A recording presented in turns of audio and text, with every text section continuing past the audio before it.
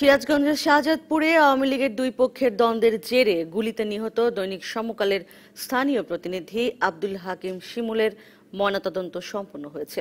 শুক্রবার রাতে ময়নাতদন্ত শেষে চিকিৎসকরা নিশ্চিত করেছেন মাথায় গুলি লেগেই মৃত্যু হয়েছে তার। প্রতিবাদে আজ শাহজাদপুরে আধাবেলা হরতাল ডেকেছে উপজেলা ছাত্রলীগ ও স্থানীয় প্রেস ক্লাব।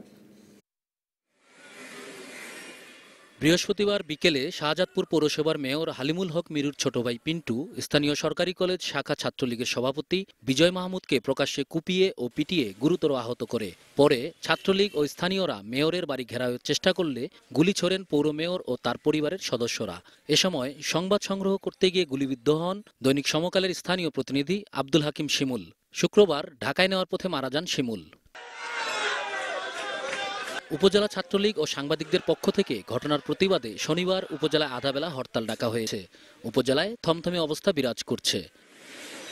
এদিকে শিমুলের মৃত্যুর খবরে হৃদরোগে আক্রান্ত হয়ে তার নানি মারা গেছেন বলে জানিয়েছে তার পরিবার। এ ঘটনায় পৌর মেয়রের শটগান জব্দ করেছে পুলিশ।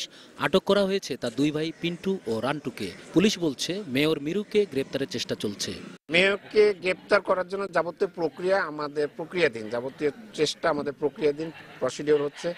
অবশ্যই আমরা গ্রেপ্তার করে ফেলাবো। ওনার লাইসেন্স চেক করছি, ওনার লাইসেন্সে গুলির কোনো হিসাব বা গুলির কোনো পরিমাণ উল্লেখ নেই। এদিকে শাহজাদপুরের ঘটনায় দোষীদের বিরুদ্ধে দলীয় ব্যবস্থা নেওয়ার আশ্বাস দিয়েছেন আওয়ামী লীগের সাধারণ সম্পাদক ও সড়ক পরিবহন ও সেতুমন্ত্রী ওবায়দুল কাদের। নারায়ণগঞ্জে এক অনুষ্ঠানে সাংবাদিকদের একথা বলেন তিনি। সিরাজগঞ্জ জড়িতদের বিরুদ্ধে দৃষ্টান্তমূলক শাস্তির আমরা ব্যবস্থা করব। দলীয়ভাবেও হবে, প্রশাসনিকভাবেও হবে। অলরেডি আমাদের জেলা ডিবিসি নিউজ ডেস্ক।